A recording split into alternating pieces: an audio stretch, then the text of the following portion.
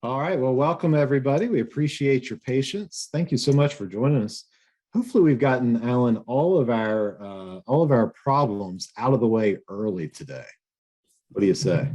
It'd be nice to not to have, if you're going to have things go wrong, it's best to have them go wrong before the webinar starts, right?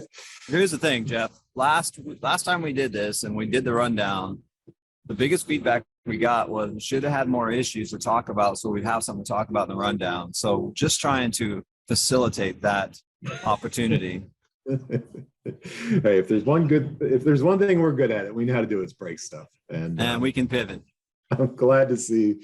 Well, hey, listen, everybody, let's just reset. Let me reset and say thank you. We're so grateful that you've joined us today. This is episode 2 of the Integrate Live virtual workshop series. And today we're going to focus on accessing IO that you never thought was possible.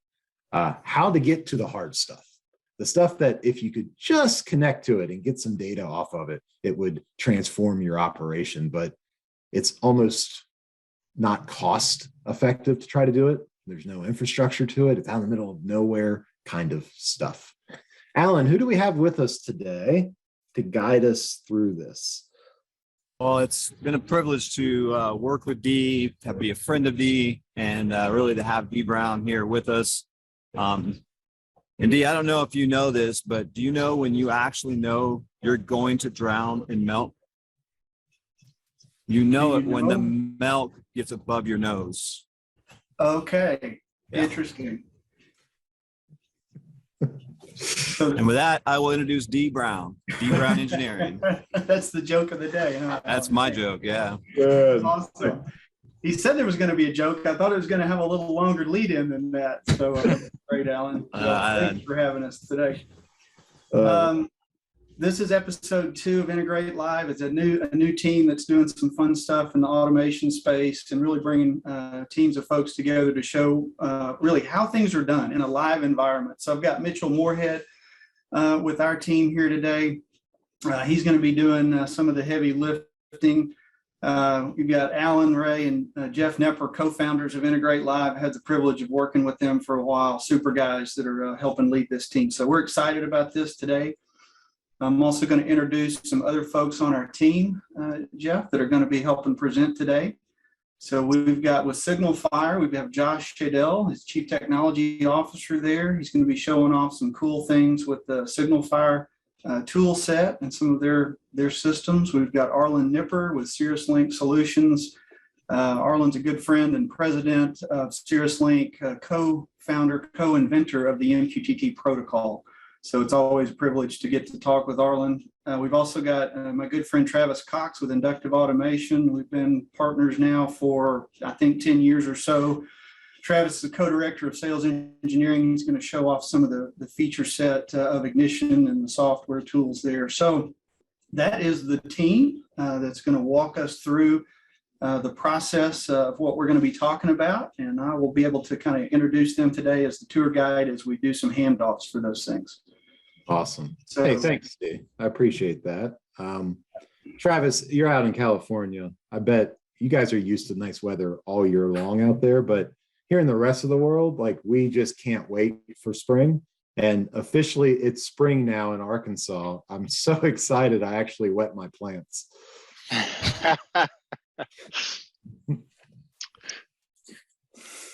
All right, guys. Well, Arlen, if you're out there and listening to us, I'm going to come back in here in just a second and figure out the tech to get you talking to us. Okay. I apologize again, buddy, for the Zoom join conundrum that we find ourselves in. Hey, Alan, Integrate Live. Let's position what Integrate Live is to those that aren't familiar with it. Alan and I had a unique opportunity about 6 months ago, everybody, to start collaborating together about how we could build a community that is bigger than the vendors that we're associated with, but instead is a large community of integrators, vendors, hardware manufacturers, software manufacturers, everybody that you can imagine that we can bring together to unite. And now Alan was wise enough to say, hey, Jeff, we've got to unite them around something. Alan, walk us through that. Yeah, to do that, we really need to set a foundation from the start. And that foundation is going to be built on three common themes. And the first is going to be humility. We're all here because we don't have all the answers. In fact, I'm guilty of causing some of the problems that the companies I've worked for have been dealing with. Secondly, openness. That together, we can build a community that collaborates with each other, that's willing to work with competitors and competing products to further really not just the individual opportunities, but to bring goodness to the companies we work for. And lastly, service, which I'm most excited about, is as we serve each other in this community, openness and humility will naturally, trust will take root, and the byproduct of that will be that we bring value to ourselves and the companies and others we work with. That's exactly right, Alan. And we're losing you a little bit on the mic, but I think we all heard the message there, right? We're gathering together, adding value to each other's daily work lives and hopefully even personal lives, right? Because we know that work and our personal relationships tend to spill into each other.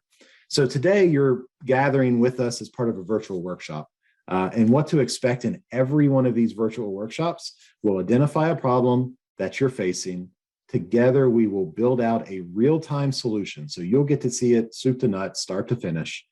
At the end, the guide, in this case, Mitch, D, they're going to come back together at the end of the demo and show you the pricing of what they've built. And then together, we'll all take your questions and provide answers as we can. So all of that is awesome. But then on the back side of the virtual workshop, we're going to really do a little virtual gathering using the WonderMe application. So you'll get to come around and join up in circle with each other, have conversations, ask your questions to the vendors. If you see something you really like it, you want to know more, you'll be able to get immediate answers to your questions. Now, on the back side of every virtual workshop, the following Wednesday is when we get together again for the rundown. And the rundown is really that content-heavy conversation where the people that were involved in the virtual workshop get to tell their stories. They get to evaluate the project from last week. We get to laugh at the things that went wrong. Guys, we're going to have plenty of material next week, just around Zoom. But it's where you're going to hear a lot more about who these men and women are and their stories of how they got in the industry and what they hope to see accomplished in the future. So that's why we gather. Virtual workshop, following Wednesday, the rundown, a week for rest, sometimes 2 weeks for rest, and then we'll do it all again. So as you register for one of these, you'll see invites come back from us for future events. Please help us grow the community by sharing those invites to coworkers, to friends. All right, so how are we going to grow together? Alan, if you don't mind, I'm going to take this one because the audio was getting tough. Over the next 12 months, we're going to focus on what is the value of a data point, meaning from the creation of a data point, the whole way through its life to its obsolescence, how is that value affecting systems? How's it affecting people? Now, everybody on this call has a different job description. Your day-to-day looks different, but that doesn't mean that it's not important for you to understand how the data points that you interact with affect the entire operation. So today we're going to focus closer to the real-time control and historic side. In future episodes, we'll talk more about enterprise, modeling, analytics, supply chain, the financial systems. But no matter where you find yourself, OT, IT, no matter what systems you work within, what you do matters in the entire life cycle of that data point. All right, D, Mitch, we're time to talk about the why today, the business use case we're solving. Walk the audience through, please, exactly what we're doing today and the why behind it. Yeah, so the topic of today is accessing I/O that you'd never thought possible. So we're going to look at measuring, visualizing, and controlling assets that you might normally think are either too expensive or impossible to reach. You know, maybe they're out in the field so far away that a traditional radio system couldn't get there, or it would be too expensive for satellite or cellular or some other type of connection. So we're going to look at how we've been able to leverage this solution stack and tool set and show you both the secure and reliable connections to be able to do this, to bring your own network into play, get that data where you can see it and visualize it, and then the quick and easy install process with some limited configuration. So that's the business use case. We want you to be able to think and dream about getting more data, better data into your organization to be able to add value to your bottom line. Thanks, Dee. Hey, can we just celebrate for a moment the arrival of our buddy Arlen? We got the Zoom, we got the Zoom demons at bay, and Arlen is here and ready. Awesome. To go. Awesome. Woo! Made my day, Arlen. Thank you. Thanks, Arlen.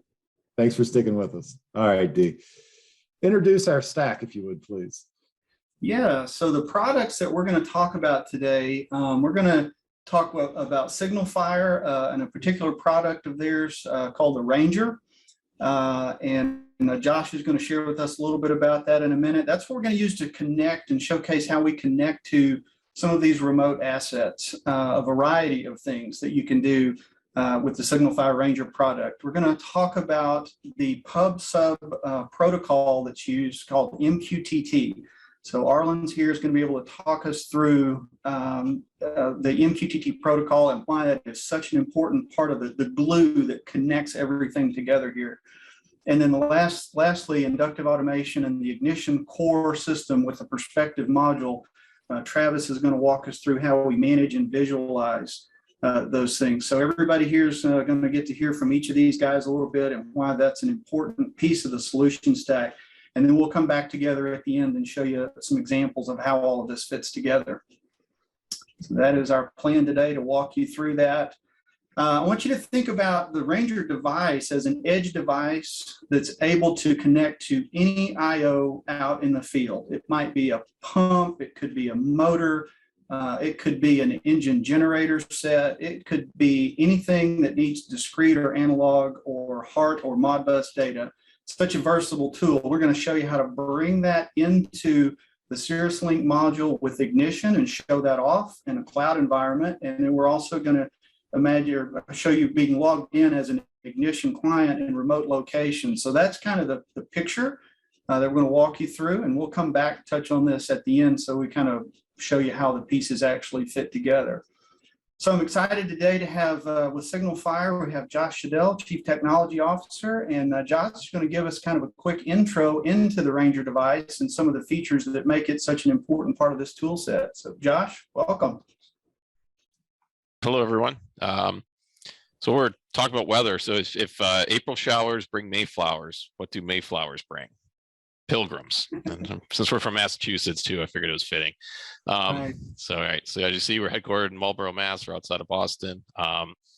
Been designing and manufacturing RF and cellular products for about 14 years now. So we're kind of focused on bringing sensor data to a central point, to some sort of data collection SCADA system. And we have about 100,000 nodes out in the field currently operating. And today we're going to be focusing on the Ranger product, which is our cellular-based products. We have a product line of 900 megahertz sort of short-range wireless devices, as well as our cellular Ranger product line. But today's kind of focused on the Ranger. And the Ranger has integrated LTE M1, so it's low power, IoT-based cellular technology. All our data is communicated using MQTT Spark plug.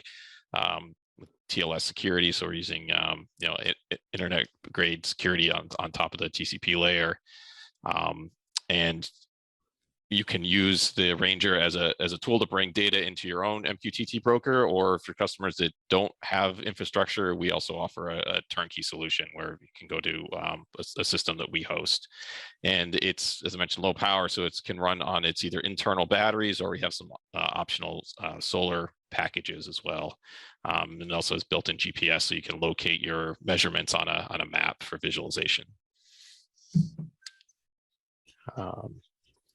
So some of the main features, it's self-contained, sealed, so it's designed for outdoor environments. It doesn't need an additional enclosure. And like I said, we support this LTE Cat M1 as well as NB-IoT. So those are the two sort of IoT networks that are certified by the carriers.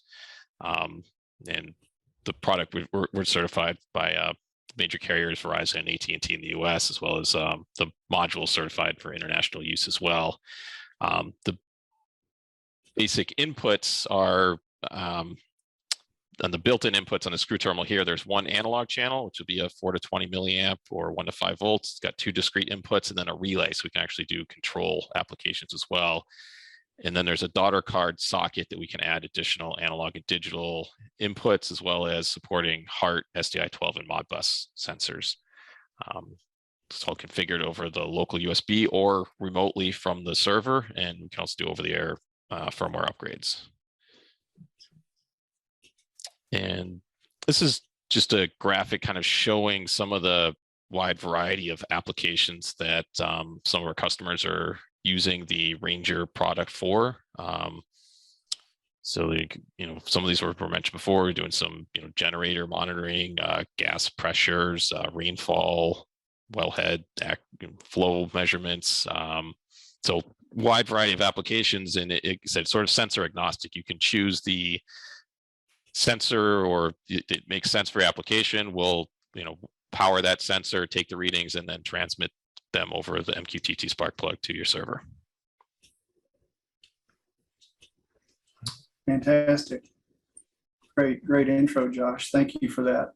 Thank you. So in a minute, you'll see why that device at its price point, why that's so attractive with all those features that are built into that product. Thank you, Josh. Now we're going to go to Travis with Inductive Automation and show you the systems and the features that are involved there, and why that's such an important part of the puzzle. So Travis, welcome. Hi, Dee. Thanks so much for having me here. First, though, I got to ask the question: why are elevator jokes so classic and good? They work on so many different levels. That's awesome. All right, so I'm Travis Cox. I'm with Inductive Automation. We are a software provider. We provide the Ignition software platform. And the Ignition software platform is really a platform. It's a development toolkit to build any kind of application. The common applications are SCADA, MES, and of course, IIoT. Some of the unique aspects of Ignition is the fact that we have an unlimited licensing model, so that you could deploy the Ignition server and connect to as many data points as you want, bring in that information, do whatever you want to do with that data, log it to a historian, to the database, provide alarming, and so on, and get that data to people out in clients. It is completely cross-platform. It can be deployed to a wide variety of equipment, from physical hardware to virtual machines to containers, and really can be leveraged at the edge, at a facility, or of course in the cloud. It is based on IT standard technologies. Really want to leverage open standard technologies, which is what we're going to see a lot of here today. And we want to get away from that proprietary. We want to be able to put these best-in-class solutions together, so that the customer can ultimately get the best solution and the best outcome at the end of the day. It is a server client architecture, so we deploy Ignition on a server. From there, we can connect to different I/O points, bring that information in, and then get that data out to people. It's all web managed and web launched, so you just simply go to your browser, get access to the configuration environment as well as to the application itself.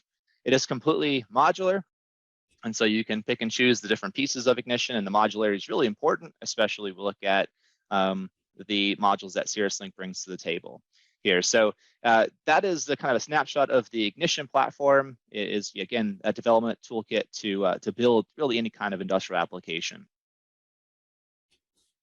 One of the unique things about Ignition is that it can connect to a lot of different sources of data. And we do that because of leveraging open standards and being able to integrate this Ignition with other systems. So Ignition does have connectivity to native plant floor PLCs with the drivers. It supports OPC UA, and of course also supports MQTT, which Cirrus Link will get into a lot more detail. We can work with any SQL database, and that can be a data source as well, bring in data from different systems. We can connect to other systems, other ERP or maintenance management packages through REST APIs or SOAP APIs. There, we could bring in LIMS devices, barcode scanners or scales, parse files, and of course we have cloud connectivity to get that data up into Azure, AWS, into those different services, so we can leverage it a lot further. But the most powerful thing about Ignition is that we can bring that data in, and on-premise or in the cloud, we can provide that data to people on any kind of device, whether that's touch panels, their PC, or their mobile devices, phones or tablets. And when you look at today, the name of the game is first getting access to the data, which is what this webinar is all about, and then be able to get that data to people and to get that data to anybody and have no barriers along the way to do that. So with Ignition, you can go to inductiveautomation.com. You can simply download it there. It's a very quick install. You can also go, and deploy that through Docker. This is an official Docker Hub image. Really, really simple to get access to Ignition. It runs in a 2-hour trial period, so you can evaluate any part of Ignition. So everything you're going to see here today, you could, get the device. You can, of course, get Ignition up and running in the 2-hour trial period and play around with all that data and the functionality that we're showing here. So we want to make it very accessible, very simple. And you also see the pricing here today. We want to be very transparent about the technology, how the data is transferred, where it's going, and what you're going to pay for the entire infrastructure as well. So anyways, that's a quick snapshot of Ignition, and I'll turn it back over to you, Dee. Thanks, Travis. Great job there. So now we're going to turn to Arlen Nipper with Cirrus Link. And Arlen not only started Cirrus Link as the owner there, but co-developed the MQTT protocol. So I always love getting to hear from Arlen. He's a real down-to-earth, good guy and a friend. And Arlen, thanks for being here. Teach us a little more about MQTT and the glue that makes all of this connect to the I/O that we need. All right, thanks, Dee. I'll do that. So instead of starting off with a bad joke, I thought we would just kind of like do some education here. So one of the things, I meet a lot of young engineers, and they said, Arlen, on these old laptops, what's this connector on the back of it, and what does it do? And I said, well, that's an RS-232 connector. They said, well, what's RS-232? And I said, well, RS-232 means it takes 2 engineers 3 days to make it work. Of course, then you've got RS-485 that takes 4 engineers 8 days to make that work. So anyway, to Dee's point, literally, we were working on a project with Phillips 66 in 1998, 1999 timeframe. And that's where this new thing called TCP/IP started showing up.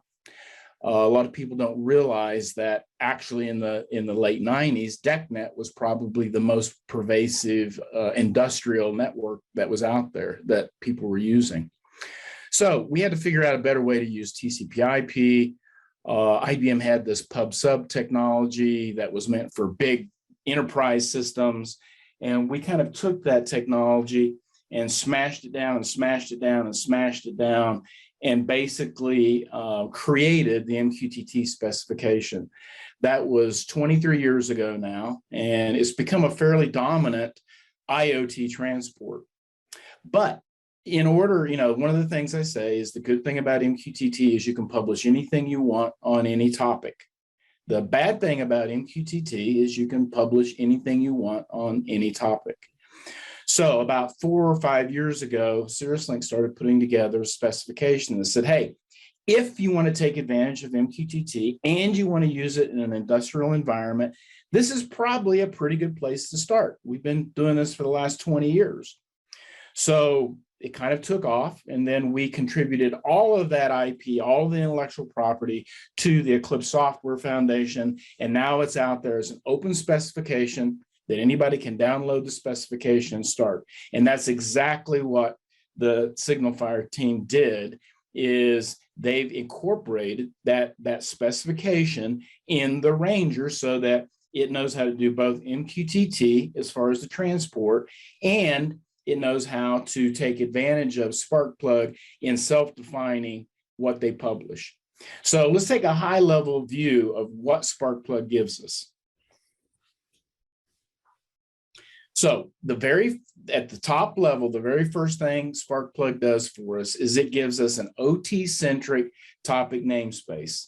And what that means is plug and play auto discovery. In other words, when I plug into my MQTT infrastructure, devices like the Ranger are going to publish a berth, and they're going to say, hey, I'm here, I'm a SignalFire, and I have all of this interesting information with all of the parameters that you can self-discover. So that is literally where you could plug it in, not have to write a single line of code, not have to edit a single tag, and all of that shows up automatically. The next thing that it does is that it lets us define our structure. It lets us define our tag, our folder structure. It lets us define the tags that we're going to be publishing with their engineering units and ranges and any other custom property that you want to add to those measurements that you're publishing for those devices or any Sparkplug enabled device that's out there. Now, the third thing that it does is if you think about it, for the last 40 years, we as an industry have been taking care of register value pairs. We've got a Modbus register and a Modbus address, and we have to put those together, and then a human being has to give those register pairs context. Oh, this is a pressure. Oh, this is scaled. It scales 0 to 100 somethings. Those somethings are PSI. And for the life of the system, we have to take care of that measurement. If we go find it, we've also got to find where did the timestamp get put? Well, with Sparkplug, we've got an object that when we publish a measurement, you have everything you want in that object. You have the name, the value, the timestamp in milliseconds, the data types, the engineering ranges, engineering units, any other aspect that you want to publish. And then finally, and this is a part that a lot of people don't look at when they read the MQTT spec, is that we have this notion of continuous session awareness. In other words, the state of the devices. So if we look at the Ranger, it's connected over cellular. It's got a persistent MQTT session up and running, but it's only publishing data, report by exception. But if that Ranger falls off the cellular network, we're going to get a death certificate published by our infrastructure that tells any other application, Canary, Ignition, anything else, that, hey, that sensor just dropped offline, so you better take corrective action, show all of the values going stale, so that we know in real time the state of all of our connected devices. So if we look at that in a topology drawing, then what we've got on the left, we've got the SignalFire. That has an MQTT Sparkplug client that is connecting to the MQTT Distributor module in Ignition. Well, Distributor is a 3.1.1 compliant MQTT broker. It just happens to run as an Ignition module, easy to install, easy to manage. Now, on the other side, there's another MQTT Sparkplug client that's in MQTT Engine, and it connects to that same broker, so that when the SignalFire comes online, publishes its information, MQTT Engine has subscribed to that information, and then it knows internally how to go into Ignition, create the folder, then all of the tag structure automatically. So if we just look at the bulleted points here, Jeff, for Distributor, basically it's a MQTT broker. It automatically creates all the real-time metrics that you as a customer want to see, is how many clients are connected, how many messages per second, how many units are online, how many units are offline. Then MQTT Engine is kind of the bridge between Sparkplug and the internal MQTT tag or internal Ignition tag structure. So Engine automatically discovers and creates all of the devices and all the tags. And again, it provides all the real-time metrics that you need for to manage and monitor your devices. So in a nutshell, we've got a device that is MQTT enabled. It is connecting to an MQTT broker, and we have a module in Ignition that is MQTT Sparkplug enabled. So we get a complete plug and play architecture. Very nice. Thank you, Arlen. I know for some of you on this webinar today, that may be more information than you wanted to know about MQTT, but the technology that's there, the ability to have super fast responses, two-way communication, far beyond anything we were dreaming about, 10, 20 years ago in terms of protocols. New protocols don't come along very often, and this one is phenomenal. And we're going to show you now some of that technology combined into a solution, and that's what Integrate Live is about. We want to do some real hands-on stuff and show you how this works. So we're going to move into showing you the Ranger and how it's set up. We'll then move into some of the ignition connectivity with the Cirrus Link MQTT modules and display that for you. So the next step to solve the problem as we build this out, I think, Yeah, Josh? I can take over from Jeff? there. Yeah, Jeff. All right. Go ahead, Jeff. And, You need to step in. Yeah, no, you're fine. I just wanted to say to our audience, as questions come up, you probably already have a question or two. Please use the Q&A feature. During our panel session here at the end, we'll be reading out some of the questions and answering those using that Q&A within Zoom. So here, let me get this screen share stopped on my side. And are we setting up the broker first, or are we doing the SignalFire piece first, Mitch? Yeah, let's set up the broker first. If you don't mind letting me share, I can step through that config real quick. Yeah, go for it. All right. So I have me a fresh out of the box ignition gateway running here on an AWS cloud server. I think this is located somewhere in Ohio. I'm going to reset my trial. Give me 2 hours to do what I want to do with it. So out of the box, we don't have the MQTT modules, but I'm going to go over and install those real quick just to show how easy that is. Let's see. So my distributor module, I'm going to add.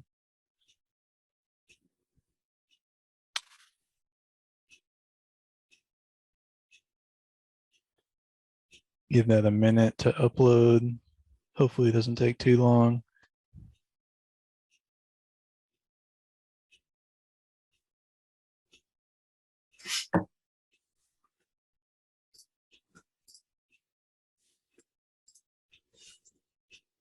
It's taking its time. We'll give it another minute. And while that's doing that, Arlen, just to get you thinking to the panel, Joey Felipe wants to know later on about Sparkplug spec with the introduction of MQTT 5.0. So be thinking through that, buddy. Okay. There we go. And add the engine module.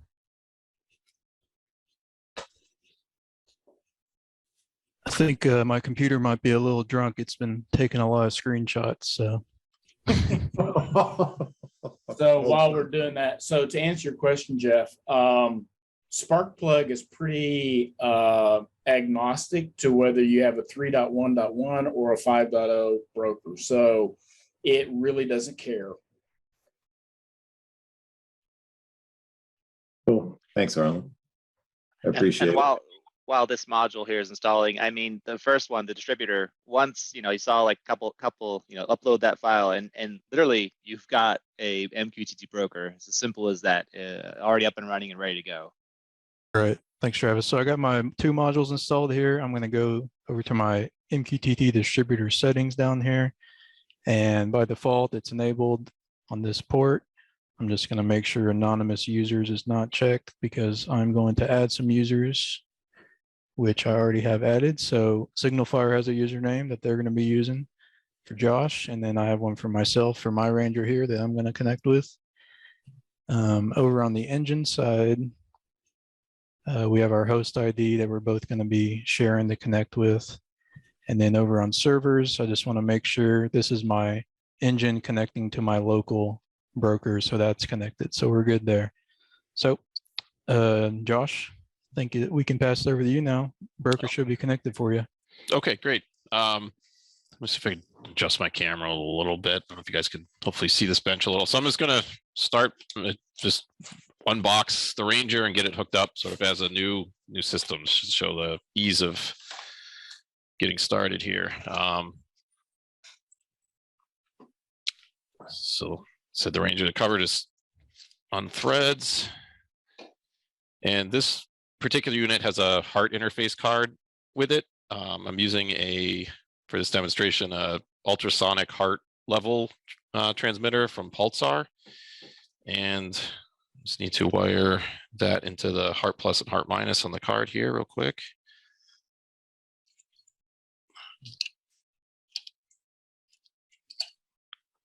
course. While he's doing that, for people that aren't aware, HART stands for the Highway Addressable Remote Transmitter. And it's literally a protocol that if any of you have 4 to 20 milliamp transmitters out in the field, you probably have a device that supports the HART protocol. And what that means is that you can get access to a lot of additional information. So if you think about it, you've got all this intelligence inside your sensor, but the only thing you're getting out is 4 to 20 milliamps. Well, once you connect over HART, you can get all of the secondary, tertiary, quaternary process variables and the health of that out of that using the protocol. Yeah, thanks, Arlen. Yeah.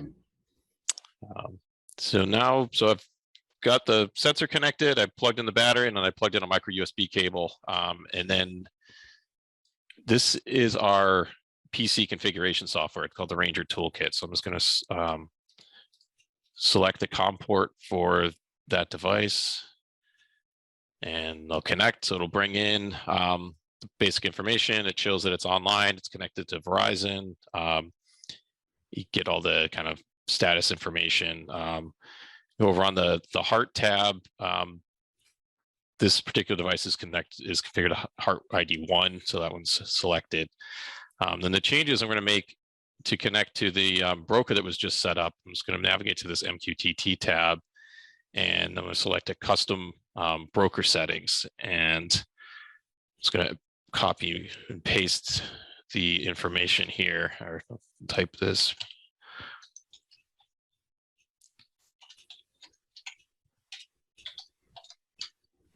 My username is SF.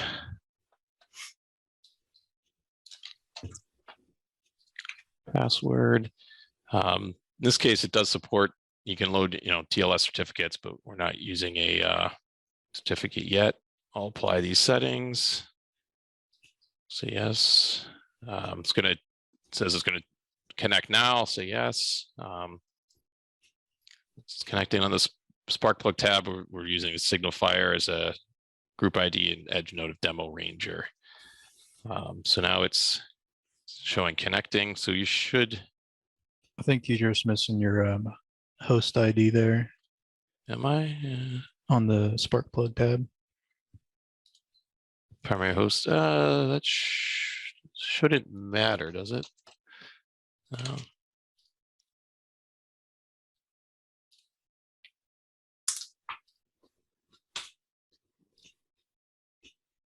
Connecting.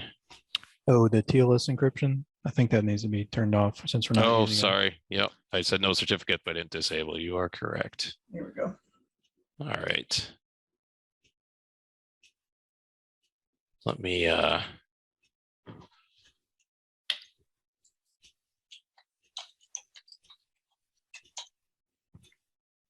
there we go. It's connected. So it's showing connected. You should see it, Mitchell, I guess, showing up now, hopefully. Yes. So it's connected, publishing, it's reading some HART data. So the primary HART variable is meters. So it's reading 1.4 meters with this ultrasonic sensor. So if I move it, and then I could do a force report, should take a new measurement, and we should see that value change. Yes, now it's 1.99 meters. Hey, Josh. I mean, yes. that was a 5-minute unboxing setup. Is that, so for the audience, right, that's never seen a Ranger before, it almost feels like that was like orchestrated. You know what I mean? Like almost like that fast, right? Is that real? I mean, what's in this? Yeah, that's really it. And then, if you're using the package, the SignalFire Cloud, then there's even less setup. All you need to do is log in your account, enter the serial number of the Ranger, it will link it, and you'll start seeing measurements. So it literally is 5 minutes kind of out of the box, powered on. Maybe configure your sensor if you need to configure a custom broker, and it's really that easy. Wow. Thank you, man. Yeah, thank you. So let's move over to, I think, Mitchell's screen. Let him share a little bit on the ignition side. You guys can see some live data coming in from various places around the country, kind of see how this begins to fit together. Sounds good. So I have my Ignition Designer open here. I am connected to the AWS cloud server where we have under our MQTT engine. This is where MQTT engine module is creating all those MQTT Sparkplug tags, and they're being auto created here. So I'm just looking the primary variable on the heart that Josh just showed us, 1.99. I'm seeing that. And then I also have a Ranger myself here set up. So we have those two. And then I also see a third one that I believe Russell, who is also a SignalFire, has connected. So we got 3 Rangers connected here. I'm just quickly I'm gonna build a quick little screen component just to show how easy it is to put this data on the screen. I want to make a screen called dashboard. And so one way to put data on the screen with Ignition is just dragging and dropping. So, you know, we can drag and drop the battery as a display. That's easy. But I'm going to quickly just make me a parameterized view. I'm going to call Ranger so that I can quickly duplicate 3 of these out real quick. So I'm going to make a coordinate container called Ranger. And I'm going for kind of a card style view that's easy to display on a desktop or a mobile screen. And so my card's created. We can give it just quickly a border and some padding to make it look a little more like a card. And make the black border. So now I want to show from my SignalFire, I'll just start with Russell's. I want to put the name on here as a label, put that at the top. And what we're going to be doing to parameterize this card is I'm going to add a parameter here just called MQTT. We'll call it node ID. And I'm going to copy this node ID for this one, which is going to be the group ID / node ID for the Ranger. And in doing that, if I then make all my bindings use that node ID as the path,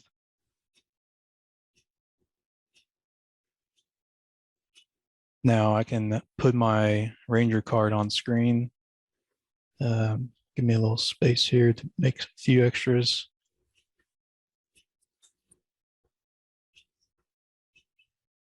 What Mitchell's doing here is he's taking a few extra steps, but he's going to show you now how we can scale this up to hundreds or thousands of nodes out there. So a few extra steps to parameterize things, get it set up correctly. I mean, you can do the old style drag and drop. That's easy. You can get data in that way, but this way is going to show you some scalability for large systems, and that's super helpful both for ease of maintenance, for auto tag creation, adding devices to your system. So you'll see the beauty of that here as this unfolds. Just want to make sure. Okay, my Ranger's connected. So I'm going with a flex repeater, which is just going to repeat as many of these cards as I want. I have 3 of them in there, and I'm going to paste in my 3 different paths.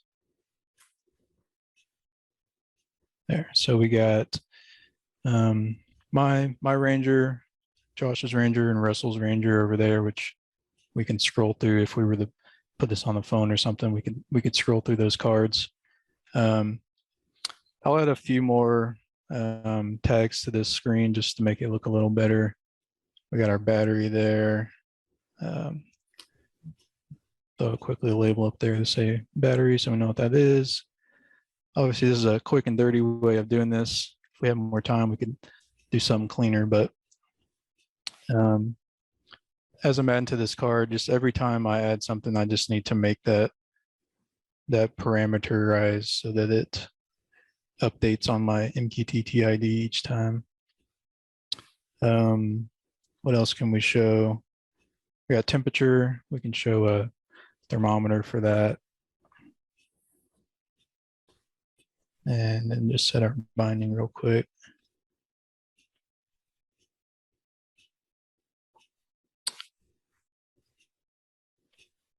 And so we can add the heart it was it Josh's, yours had the heart. We got the primary variable there.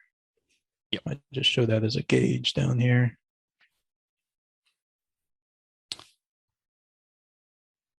Quickly make that indirect binding. And so my unit actually does not have that. So I'm going to quickly just hide that. If I don't have that expansion card. So Mitch, if you would change the scale on that also to make it so he can actually show how that updates, and you'll be able to see the needle move. okay, I'll add that here in a quick second. So I'm just gonna add a actually I think it'd be better just to do a map. So if my value is null,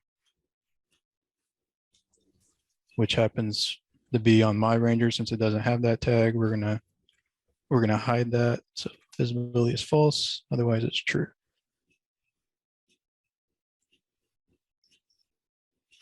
I guess my value is 0, so You could just do the dot quality if you want. oh, okay. Thank you, Travis. Or yeah, look for the value being down below. 192 would be good. Otherwise, Okay, so if it's 192, then we're going to show it. Oops. Otherwise, we're going to hide it. Perfect. Thanks, Travis. So, still not seeing it for his, but it might be coming through as a string on that. So maybe just set that to good real quick. The left, yeah.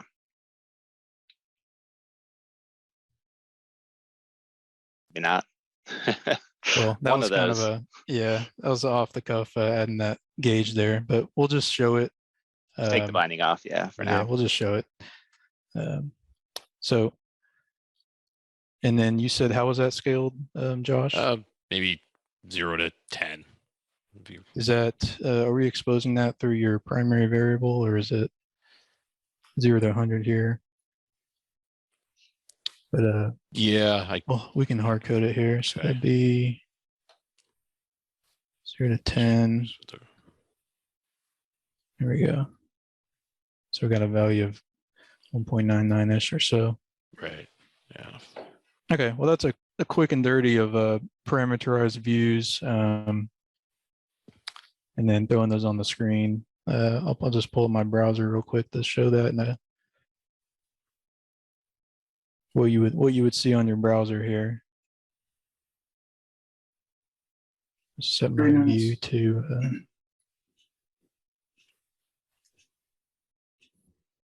there. Yep, quick and dirty, but we got some data coming from each of the 3 rangers there, all at different locations communicating MQTT over cellular to our cloud server. So Yeah, Mitchell, I think that's great. I'd like to emphasize, real quick, like, because we've been doing this for a long time, but it's we kind of take it for granted. But the fact is, all of that information I didn't have to do anything in Ignition. It just came in, right? Those tags were just instantly available. And like, this is honestly the magic of this. I still get excited and giddy if I plug something in and just see the values come in, because it's not the experience that we're used to, especially with all the context, the information that's there. So, we could do all sorts of amazing things. And you showed, building out this screen being dynamic. There's more that can be done. I mean, just in a few minutes, you saw how fast we could take advantage of that data. But as you plug in additional rangers, there's no work to have to do in the application. It's just going to be there, and we're going to be able to leverage it. So I just want to emphasize that, because it is really an exciting point. Yeah, and the thing there is that if Josh wants to add more tags, if he wants to come out with the next version of software where he publishes more information, again, that's automatically learned. You're not out there having 5 people involved and going, okay, well, I put a new sensor in. Okay, well, I got to call Joe, and then Joe's got to call Bob, and then Bob's got to edit something, and then he calls Harry. And it's just a never-ending cycle. Whereas if you can just plug into an infrastructure, learn it, you've got that single source of truth. That's right. And for the sake of speed here with the demo, one thing that we didn't do was leverage TLS. But of course, when you guys put out in production, make sure that the connection from the Ranger to the broker is using TLS, is secure connections. We want to put our best foot forward and from a security stance. But it's not that much more than just enabling it. It's really not hard to do that either. So you get that all the rest of the steps are exactly the same. So just want to make that point just so that we, as we're doing these kind of systems, we're not opening ourselves up. Jeff, do I have time for 2 quick pictures? Oh, Dee, no, so everybody, we're going to run to about 5 minutes after the hour to wrap up with our pricing, our Q&A, and then we're going to move over to the Wonder Me after that, because we leave an hour and a half for this. So Dee, take your time, show the projects that you've actually, so this is important. This isn't just hypothetical. Dee's going to walk you through projects where this is exactly what they're doing.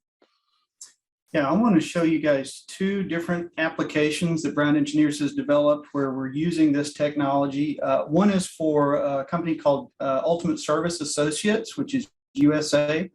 They're doing fleet monitoring and fleet maintenance for emergency standby generators for critical power applications.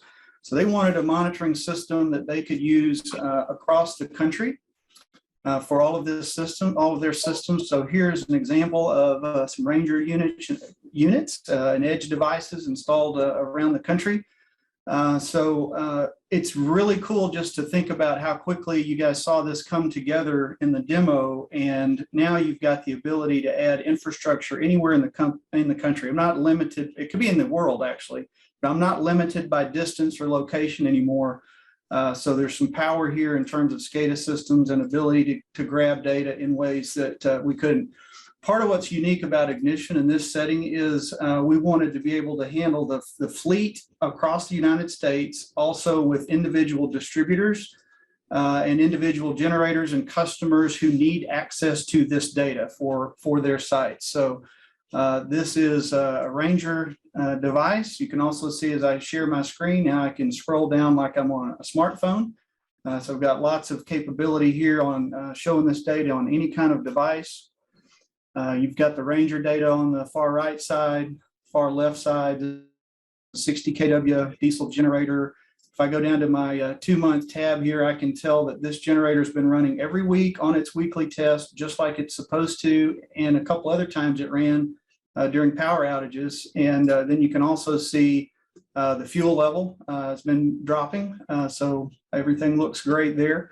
This unit also has a Modbus card on it. So the digital engine controller on the generator sends, there's some data here. There's other parameters that are only populated when the generator is running, and as well as the GPS location. So really, really powerful tool set here that is custom built to give alerts and reports that are specific to those customers and those sites. So we've got various demos that we have here that are disconnected at this moment in time, but we also have lots of other features. I want to switch over to another project.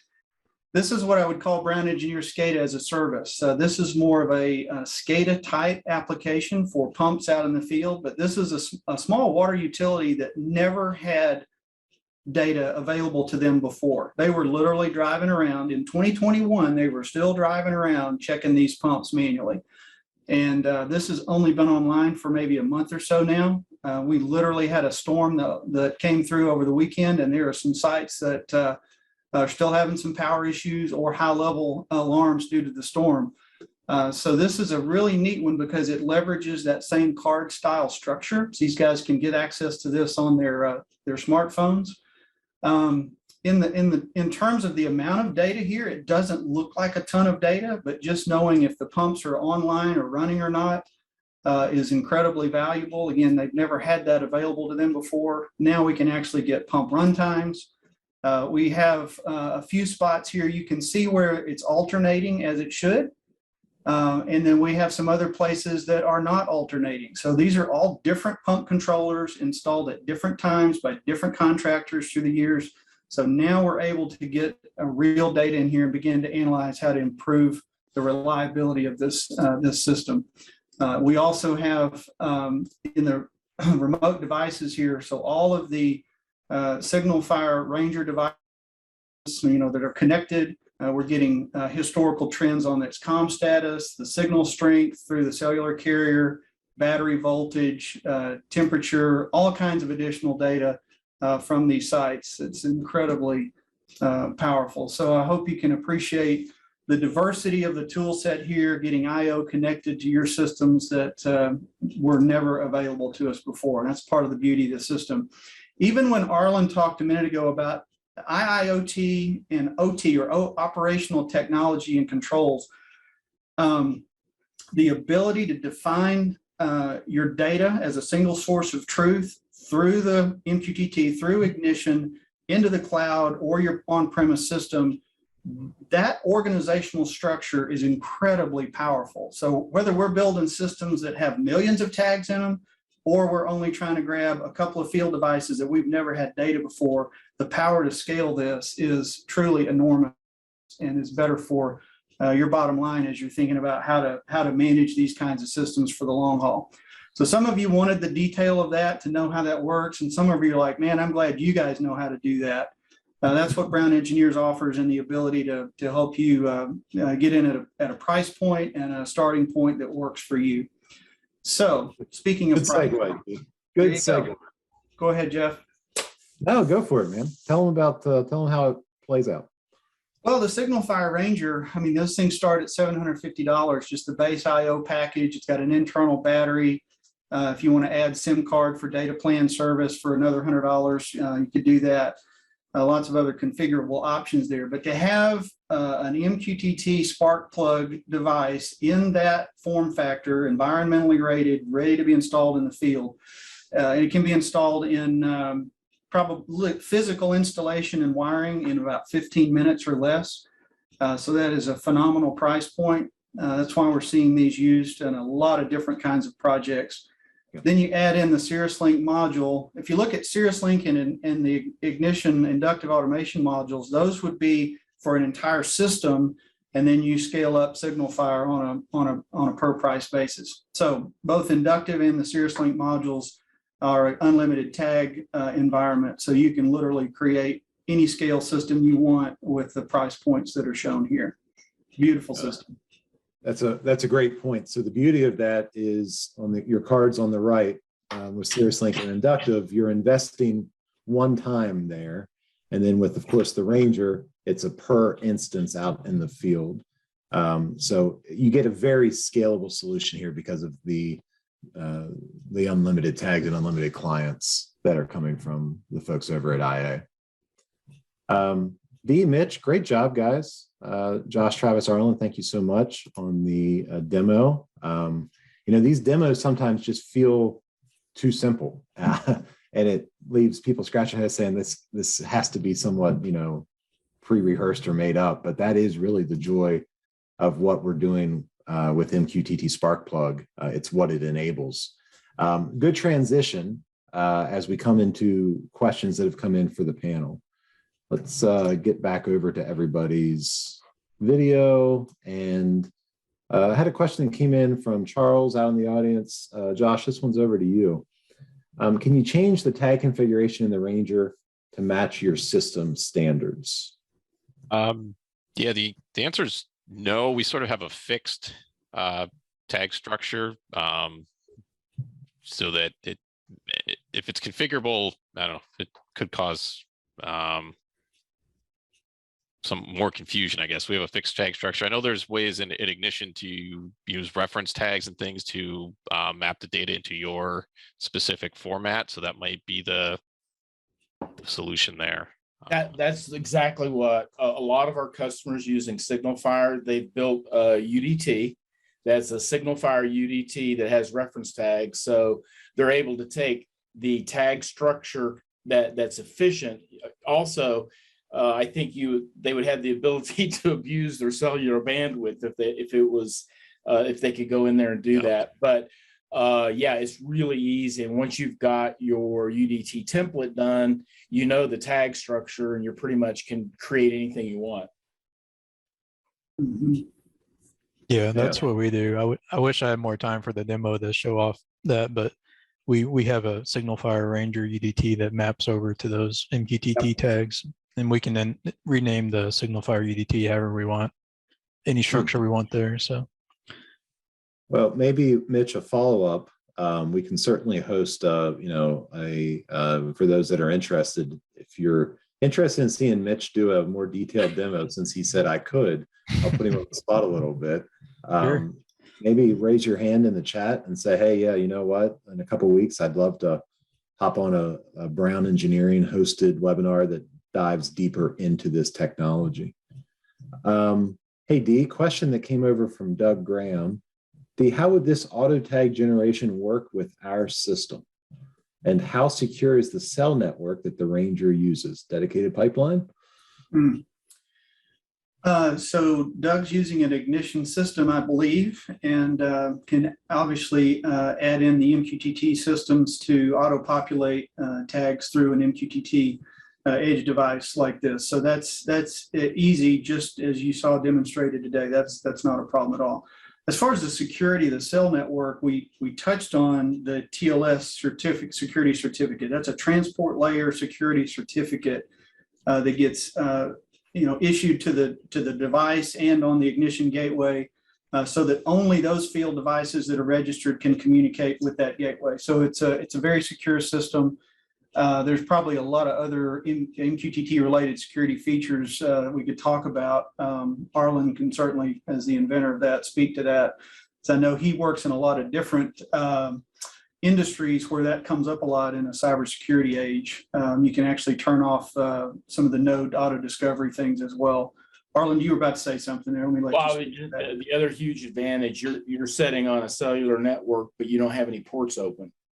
Yeah, no ports open. So I mean, that's the beauty of, if you think about MQTT, you're out there, you could even be on a public network, but nobody can get in because there's no ports open. It's an outbound secure connection to the cloud, not the other way around. Right. The Ranger does support, if you want to use your own SIM card with a custom APN, a private APN, you can do that. But since there's no ports open, it's typically not really necessary, but it is a configuration that you could do. Yeah. And one of the cool things about MQTT is it works on any kind of network. So it could be using a satellite or radio or cellular or anything, fiber, anything in the world. So you got tons of flexibility with this system. Guys, Joey wants to know some of your thoughts on adding a LoRa in-device SignalFire unit to the lineup as opposed to cell modem. So maybe more of a LoRa line of sight to a central gateway. Yeah, it's something that has come up. It's not on our short-term plan. We're more focused on the cellular and then our own 900 megahertz system. There are some limitation, LoRa, in terms of the throughput and how many messages per day or per hour you can send, which limits some of the capabilities. But then it looks like the next question is somewhat related about gateway with LTE connectivity and MQTT. So we do have a package that is the Ranger electronics package with our 900 megahertz gateway. So you can use that as an aggregation point to bring data from multiple nodes over 900 megahertz to one cellular connection, and that data would be collected and sent over MQTT. So that is a configuration that we have as well. Yeah, that's well said, Josh. And remember to the group, to our folks out there watching, the point of what we're trying to show in all of these episodes and the solutions is that if you get the underlying infrastructure correct, in this case, we're showing MQTT, right? Sparkplug specifically. If you get that right, now all of a sudden, there's multiple devices that open up for you to be able to use. So the SignalFire Ranger is going to make a lot of sense for a lot of use cases, but it's not the only option. It's not the only thing to use every single time. I think Josh will agree with that. So bring a LoRa device and gateway, bring other devices onto it. On the other side, right, the subscribing clients, Ignition is there subscribing to an MQTT broker. There's other software that can also subscribe to that MQTT broker. You're creating the framework to bring in the pieces that matter the most to you when they're necessary for ultimate scalability with these solutions. All right, how about we continue this conversation over in the Wonder? So here's everybody, look at your chat. More questions, please bring them over to Wonder. Take a look at your chat. I'm dropping a link right now. Panelists, that's for you also. Copy that link over to your browser, click on it, go to a browser. You're going to come into the Wonder Me platform. It'll take 30 seconds, kind of like setting up a Ranger, to get on that platform and ready to go. And come talk to us. We're looking forward to hearing more about what projects you're working on and the things you're trying to solve. Hey, Alan, panelists, thank you so much. Look forward to continuing the conversation next week in the rundown.